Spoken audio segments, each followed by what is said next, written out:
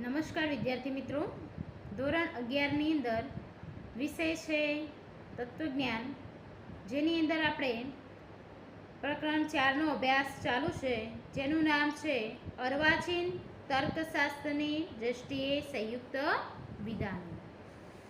તો વિદ્યાર્થી મિત્રો, અગાઉના લેક્ચરની અંદર આપણે પ્રતીકોનું મહત્વનો અભ્યાસ કર્યો કે કયા કયા પ્રતીકો હોય છે અને કેવી રીતે એનો ઉપયોગ થાય છે. એ ઉપરાંત એના ફાયદાનો પણ અભ્યાસ કર્યો, જેમ કે ભાષાની સંદિગ્ધતાનું નિવારણ લાવી શકાય છે, દલીલોની સ્પષ્ટ અને સંક્ષિપ્ત રજૂઆત કરી શકાય છે, બૌદ્ધિક જે શક્તિ છે એ શક્તિનો આપણે બચાવ પણ લાવી શકીએ છીએ. એ ઉપરાંત વિદ્યાર્થી મિત્રો, આપણે સાદું વિધાનનું લક્ષણ અને ઉદાહરણ જોયું, સંયુક્ત વિધાનનું લક્ષણ અને ઉદાહરણની સમજૂતી મેળવી, કોને સાદું વિધાન કહેવાય, કોને સંયુક્ત વિધાન કહેવાય, એની માહિતી આપણે મેળવી છે. તો વધારે માહિતી સાદું વિધાન કોને કહેવાય, સંયુક્ત વિધાન કોને કહેવાય, વધારે માહિતી આપણે આ મનોયત્ન દ્વારા મેળવીશું. મનોયત્ન છે આપણે 4.1. એમાં પ્રશ્ન નંબર 1, નીચે આપેલા વિધાનો સાદા છે કે સંયુક્ત તે ઓળખી બતાવો. તો એમાં નંબર 1 આપણે જોઈશું, સાપુતારા હવા ખાવાનું સ્થળ છે. વિદ્યાર્થી મિત્રો, તમારે જવાબ આપવાનો છે. વિચારો અને કહો કે આ સાદું વિધાન છે કે સંયુક્ત વિધાન છે.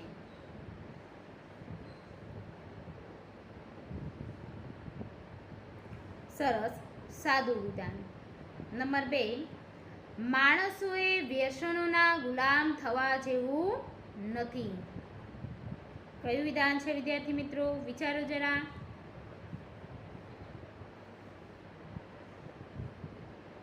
સરસ, સંયુક્ત વિધાન. કેમ? કેમ કે નથી, નિષેધનો ઉપયોગ થયો છે ને. નંબર 3, જો વહેલા ઉઠશો તો સ્વાસ્થ્ય સારું રહેશે. એ કયું વિધાન છે? સરસ, સંયુક્ત વિધાન. ચોથું, કલાપી કવિ છે અને કાકા સાહેબ કાલેલકર લેખક છે. સરસ, સંયુક્ત વિધાન. પાંચમું, જો માણસ કરકસર કરે છે તો અને તો જ તે સુખી થાય છે.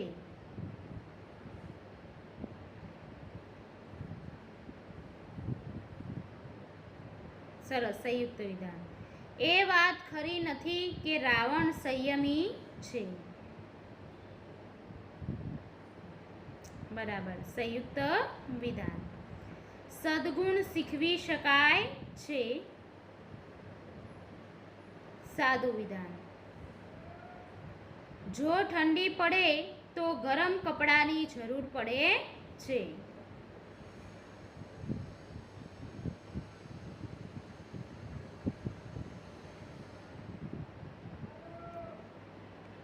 સંયુક્ત વિધાન. સરસ, રિયા નિખાલસ છે. સાદું વિધાન. જો તમને આ મુદ્દો સમજાય તો અને તો જ તમે બુદ્ધિમાન છો. સરસ, સંયુક્ત વિધાન.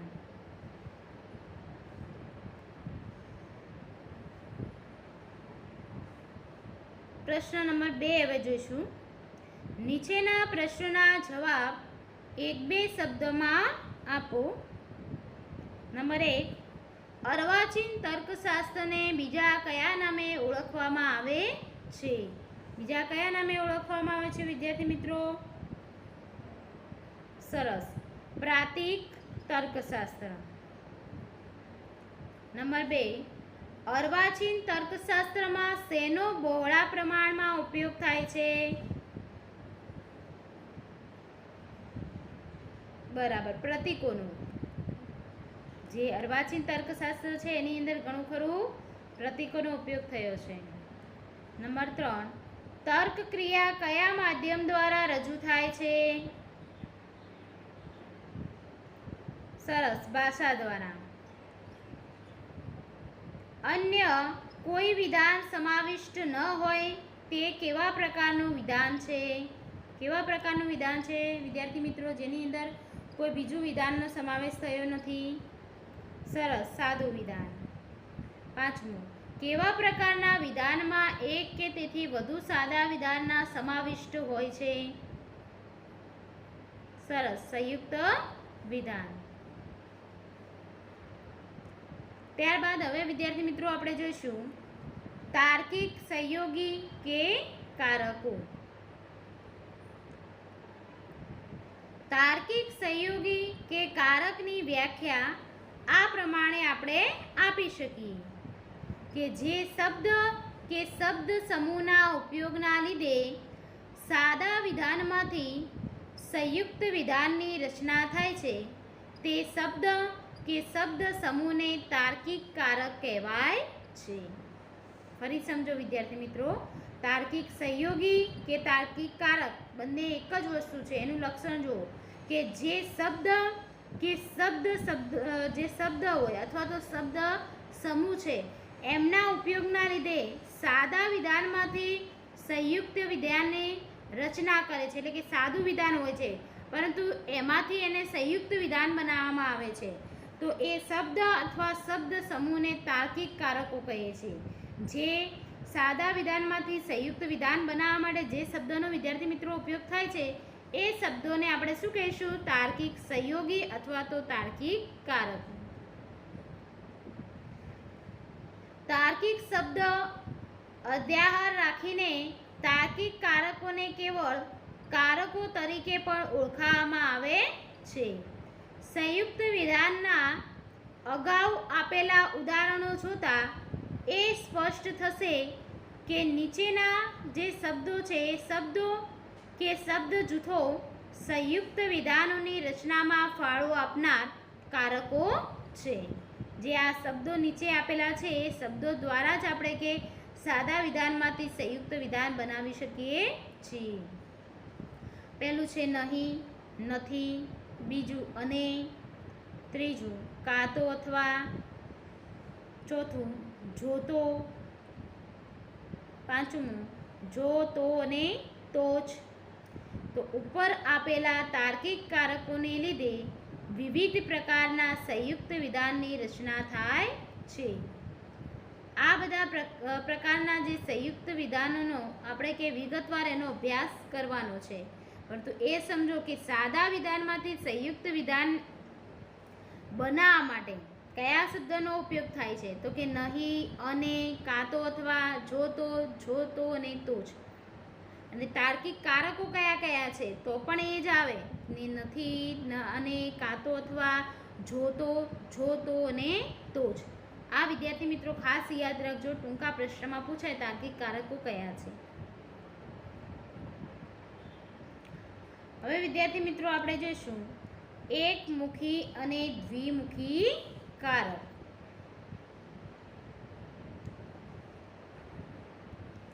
એમાં પહેલું જોઈએ એકમુખી કારક.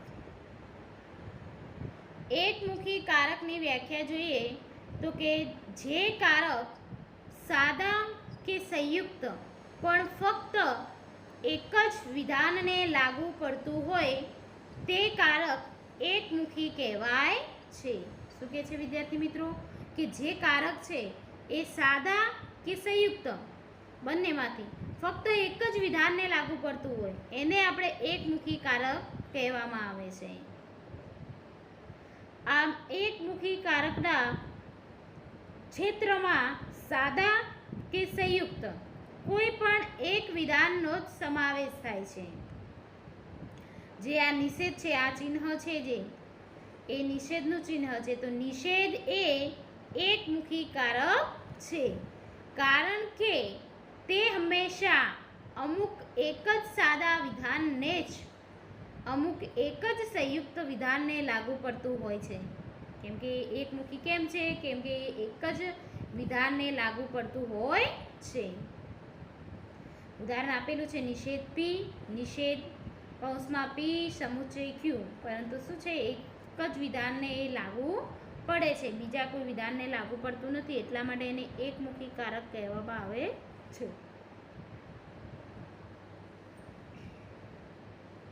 નિષેધ જે સાદા કે સંયુક્ત વિધાનને લાગુ પડતું હોય તે વિધાન નિષેધની જમણી બાજુએ લખવાનો રિવાજ છે. આથી એમ કહી શકાય કે નિષેધ એ એકમુખી કારક છે અને તેનું આ એક મુખ તેની જમણી તરફ હોય છે. અને બીજી રીતે કહીએ તો એકમુખી કારકનું ક્ષેત્ર કેવળ તેની જમણી બાજુએ જ વિસ્તરેલું હોય છે. તો વિદ્યાર્થી મિત્રો એક તો ખાસ યાદ રાખજો કે એકમુખી કારક કયું છે તો નિષેધ. નિષેધનું ચિહ્ન આ છે, યાદ રાખજો, જેનું પ્રતીક આપણે કહીએ છીએ ને એ ઉપરાંત કે આ જે નિષેધ છે એ માત્ર જમણી બાજુએ જ કે વિસ્તરેલું છે, જમણી બાજુએ જ આવેલું છે, એને જ લાગુ પડે છે, જમણી બાજુને જ કે લાગુ પડતું હોય છે. ત્યારબાદ જોઈશું દ્વિમુખી કારક. દ્વિમુખી કારકની વ્યાખ્યા જોઈએ તો કે જે કારક સાદા કે સંયુક્ત એવા કોઈપણ બે વિધાનોને લાગુ પડતું હોય તે કારક દ્વિમુખી કારક કહેવાય છે. શું કહે છે વિદ્યાર્થી મિત્રો કે જે કારક સાદા કે સંયુક્ત એવા કોઈપણ બંને વિધાનોને લાગુ પડતું હોય છે એને કે દ્વિમુખી કારક કહે છે. આમ દ્વિમુખી કારકના ક્ષેત્રમાં સાદા કે સંયુક્ત એવા કોઈ પણ બે વિધાનનો સમાવેશ થતો હોય છે.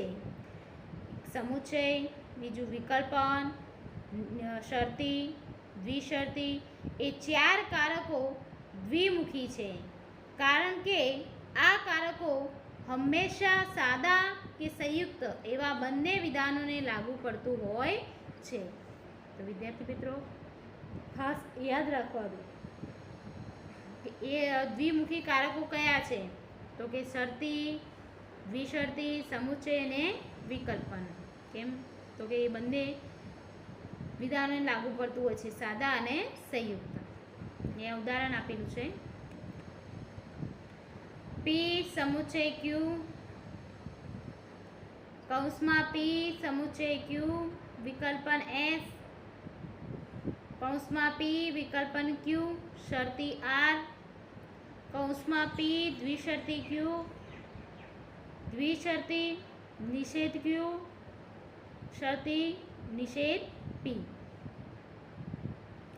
દ્વિમુખી કારકો જે બે વિધાનોને લાગુ પડતા હોય તેમાંના એક વિધાનને કારકની ડાબી બાજુએ અને બીજા વિધાનને કારકની જમણી બાજુએ લખવાનો રિવાજ છે. એટલે કે બંને બાજુ હોય છે, જમણી અને ડાબી બંને બાજુએ. આથી એમ કહી શકાય કે સમુચ્ચય, વિકલ્પન, શરતી અને દ્વિશરતી એ ચારેય કારકોના બે મુખો પૈકી એક મુખી તેની ડાબી તરફ અને બીજું મુખ એમની જમણી તરફ હોય છે. અને બીજી રીતે કહીએ તો કે દ્વિમુખી કારકનું ક્ષેત્ર તેની ડાબી અને જમણી બંને બાજુએ વિસ્તરેલું હોય છે. વિદ્યાર્થી મિત્રો ખાસ યાદ રાખવાનું દ્વિમુખી કારકની અંદર કે દ્વિમુખી કારકો ચાર છે: સમુચ્ચય, વિકલ્પન, શરતી અને દ્વિશરતી. અને બંને કે જમણી અને ડાબી બંને બાજુએ વિસ્તરેલું છે. આ વિદ્યાર્થી મિત્રો ખાસ તમારે યાદ રાખવાનું જેથી તમને ખ્યાલ આવે. ત્યારબાદ આપણે વિદ્યાર્થી મિત્રો જોઈશું વિધાનપરક અચલ, વિધાનપરક પરિવર્તી. તો તર્કશાસ્ત્રમાં વપરાતી પ્રાપ્તિક ભાષામાં આવતા પ્રતીકો બે પ્રકારના છે.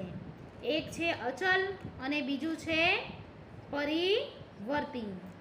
પ્રતીકોના આ બંને જે પ્રકારો છે એ પ્રકારોની આપણે સમજૂતી મેળવી અને એને સમજીએ. પહેલા તો વિધાનપરક અચલ એટલે કે વિધાનપરક અચલ એટલે અમુક નિશ્ચિત વિધાન માટે વાપરવામાં આવતું પ્રતીક. વ્યાખ્યા વિદ્યાર્થી મિત્રો યાદ રાખજો. કે વિધાનપરક અચલ એટલે અમુક નિશ્ચિત વિધાન માટે વાપરવામાં આવતું પ્રતીક, એટલે એને વિધાનપરક અચલ કહેવાય. એ બી સી ડી વગેરે અંગ્રેજી મૂળાક્ષરના બધા કેપિટલ અક્ષરો વિધાનપરક અચલો તરીકે પ્રયોજાતા પ્રતીકો છે. શું કહે છે વિદ્યાર્થી મિત્રો? કે કેપિટલ એબીસીડી જે છે એના બધા જે મૂળાક્ષરો છે એ વિધાનપરક અચલોના પ્રતીકો છે. ખ્યાલ આવી ગયો વિદ્યાર્થી મિત્રો? વિધાનપરક અચલ કોને કહેવામાં આવે છે સમજ પડી જશે ને? તો વિદ્યાર્થી મિત્રો આપણે ફરી એકવાર જોઈ લઈએ કે આપણે સાનો અભ્યાસ કર્યો હતો, એટલે રિવિઝન એક વખત કરીએ તો ફરી આપણને યાદ આવી જાય, જેથી આપણને ફરી ના સમજણ પડી હોય ત્યાં પણ પડી જાય. પહેલાં આપણે મનોયત્ન 4.2 જોયું હતું, એમાં સાદું વિધાન કોને કહેવાય, સંયુક્ત વિધાન કોને કહેવાય. તો એ તો મારા ખ્યાલથી તમને ખબર પડી ગઈ હશે કે સાદું કોને કહેવાય અને સંયુક્ત કોને કહેવાય. જે વિધાનની અંદર બીજા કોઈ વિધાન ના આવતું હોય, માત્ર ને માત્ર એક જ વિધાન હોય તો એને સાદું વિધાન કહેવાય છે. જ્યારે એકથી વધારે સાદા વિધાન આવતા હોય છે તો એને આપણે સંયુક્ત વિધાન તરીકે ઓળખીએ છીએ, જેની અંદર કાં તો અથવા જો તો અને નિષેધ શબ્દથી પણ સંયુક્ત વિધાન બનતું હોય છે. ત્યારબાદ પછી આપણે ટૂંકા પ્રશ્નો જોયા. એ ઉપરાંત વિદ્યાર્થી મિત્રો આપણે જોયું તાર્કિક, સહયોગી કે કારકો. તેની વ્યાખ્યા વિદ્યાર્થી મિત્રો ખાસ યાદ રાખજો, પરીક્ષામાં પૂછાય છે કે તાર્કિક, સહયોગી અથવા તો તાર્કિક કારકનું લક્ષણ અને તાર્કિક કારકો કયા છે જણાવો. તો આપણે લખી શકીએ ને કે જે શબ્દ કે શબ્દ સમૂહના ઉપયોગના લીધે સાદા વિધાનમાંથી સંયુક્ત વિધાનની આપણે રચના કરીએ છીએ. જે સાદું વિધાન છે પરંતુ આપણે એમાંથી શું બનાવીએ છીએ? સંયુક્ત વિધાન બનાવીએ છીએ. તો આપણે જે શબ્દનો ઉપયોગ કરીએ છીએ બનાવવા માટે, તો એ જે શબ્દ છે અથવા શબ્દ સમૂહ છે એને આપણે તાર્કિક સહયોગી અથવા તો તાર્કિક કારકો તરીકે ઓળખીએ છીએ. તો એવા શબ્દો, એવા કારકો કયા છે? તો 5 છે: નહીં, અને, કાં તો અથવા, જો તો અને તોષ. તો આ ખાસ યાદ રાખજો વિદ્યાર્થી મિત્રો. ત્યારબાદ હતું વિદ્યાર્થી મિત્રો એકમુખી કારક. એકમુખી કારક એટલે કે એના નામ ઉપરથી જ આપણને વ્યાખ્યા આવડવી જોઈએ કે જે કારક સાદા કે સંયુક્ત પણ ફક્ત એક જ વિધાનને લાગુ પડતું હોય છે એવા કારકને એકમુખી કારક કહેવાય છે. જે આપણને પરીક્ષામાં પૂછાય કે એકમુખી કારક કયું છે તો લખી શકાય નિષેધ. માત્ર એક જ છે નિષેધ. સમજણ પડશે વિદ્યાર્થી મિત્રો? ત્યારબાદ હતું આપણે દ્વિમુખી કારક જોયું. તો કે જે કારક કે સાદા કે સંયુક્ત એવા કોઈ પણ બે વિધાનોને લાગુ પડતું હોય તો તે કારકને દ્વિમુખી કારક કહેવાય છે. જે આપણે આ દ્વિમુખી કારકો 4 છે: શરતી, દ્વિશરતી, વિકલ્પન અને સમુચ્ચય. આ 4 કારકો ખાસ યાદ રાખવાના વિદ્યાર્થીઓ. યાદ રહેશે ને? એકમુખી કારક અને દ્વિમુખી કારક. ત્યારબાદ વિદ્યાર્થી મિત્રો આપણે જોઈએ વિધાનપરક અચલ અને વિધાનપરક પરિવર્તી જોવાનું. એની અંદર આપણે વિધાનપરક અચલનું લક્ષણ જોયું. એ લક્ષણમાં તમને સમજ પડી ગઈ? વિધાનપરક અચલ એટલે કે જે વિધાનપરક અચલ એટલે કે જે અમુક નિશ્ચિત વિધાન માટે વાપરવામાં આવતું જે પ્રતીક છે એને આપણે શું કહીશું વિદ્યાર્થી મિત્રો? વિધાનપરક અચલ કહેવામાં આવે છે. જે અમુક નિશ્ચિત વિધાન માટે જ વાપરવામાં આવે છે. અને જે આપણે એબીસીડીના એ છે, બી છે, સી, ડી એટલે કે એથી ઝેડ સુધી જે અંગ્રેજી મૂળાક્ષરો છે પરંતુ જો કેપિટલ અક્ષરો, એને આપણે વિધાનપરક અચલ તરીકે એના પ્રતીકોમાં ઉપયોગ કરી શકીએ છીએ. ખ્યાલ આવ્યો? કોઈ પણ ઉદાહરણ હોય છે તો એ વિધાનપરક અચલની અંદર એને આપણે પ્રતીક વાપરવું તો કયું વાપરીએ? એથી ઝેડ સુધી, પરંતુ કયા? એથી ઝેડ સુધી અંગ્રેજી મૂળાક્ષર પરંતુ કેપિટલ અક્ષર, સ્મોલ નહીં, કેપિટલ અક્ષરનો ઉપયોગ કરી અને આપણે એનો ઉપયોગમાં લઈ શકીએ છીએ. વિધાનપરક અચલના ઉપયોગના અંગે નીચેની બે બાબતો આપણે ખાસ ધ્યાનમાં રાખવાની છે કે એ બી સી ડી વગેરે કેપિટલ અક્ષરમાંથી ગમે તે એક અક્ષરને કોઈપણ વિધાન માટેના પ્રતીક તરીકે આપણે વાપરી શકીએ. જે મેં તમને કીધું કે એ થી ઝેડ સુધી પરંતુ કેપિટલ મૂળાક્ષર એમાંથી કોઈ પણ એક અક્ષરનો તમે પ્રતીકમાં વાપરી શકીએ છીએ. બીજું છે અમુક વિધાનની પ્રતીક રજૂઆત કરતી વખતે એ વિધાન માટેના પ્રતીક તરીકે ગમે તે કેપિટલ અક્ષરનો ઉપયોગ થઈ શકે છે. એટલે કે તમે અમુક વિધાનના જે પ્રતીક છે એ પ્રતીકની કોઈ રજૂઆત તમારે કરવી હોય તો તમે કોઈ પણ પ્રતીકનો ઉપયોગ કરી શકીએ છીએ. એથી ઝેડ સુધીનો ગમે તેટલા પ્રતીકનો તમે ઉપયોગ કરી શકો છો. એમ કહેવાનો અર્થ એ કે વિધાન માટેના જે પ્રતીકની પ્રારંભિક પસંદગી મુક્ત છે, પણ એકવાર અમુક નિશ્ચિત વિધાન માટે અમુક નિશ્ચિત પ્રતીક પસંદ કર્યા પછી અમુક બાબતો આપણે બંધ બેસતી નથી. એટલે કે નીચેના જે બે બંધનો ઊભા થાય છે, એટલે કે બે બાબતો ઊભી થાય છે. જે આપણે એક વિધાનના પ્રતીકોનું પ્રારંભિક પસંદ કરીએ ગમે તે, અને પછી એકવાર અમુક નિશ્ચિત વિધાન માટે આપણે શું કરતા હોય છે, બીજું પસંદ કરતા હોય છે. એમાં અમુક વિરોધ ઊભો થતો હોય છે કે કયું પ્રતીક વાપરવું કયું ન વાપરવું એ એની દૃષ્ટિએ અલગ હોય છે. કે જે સંદર્ભમાં અમુક નિશ્ચિત વિધાન માટે અમુક નિશ્ચિત પ્રતીક પસંદ કરવામાં આવ્યું હોય તે સંદર્ભમાં જેટલી વાર એ વિધાન આવે તેટલી વાર તેના માટે એનું એ જ પ્રતીક વાપરવું. શું કહે છે વિદ્યાર્થી મિત્રો કે કોઈ પણ વિધાન માટે આપણે વાપર્યું છે તો એ વિધાન વારંવાર આવતું હોય તો એના માટે કોઈ અલગ પ્રતીક વાપરવાનું નથી. એને જ વિધાન આવતું હોય તો તમે જે પ્રથમવાર એના માટે જે પ્રતીક રજૂઆત કરી એટલે કે પ્રતીકનો ઉપયોગ કર્યો એ જ પ્રતીક તમારે એમાં વાપરવાનું છે. બીજા કોઈ પ્રતીકનો ઉપયોગ કરવાનો નથી. એ ખાસ બાબત તમારે ધ્યાનમાં રાખવાની છે. તમે પછી એને આવે જાય પછી તમે બદલેજો તો પછી મેળ પડે નહીં. દાખલા તરીકે આપણે પહેલાં ઉદાહરણ લીધું હતું તો કે જો વરસાદ આવે અને પાક સારો થાય તો ખેડૂતો રાજી થાય અને અનાજ સસ્તું થાય.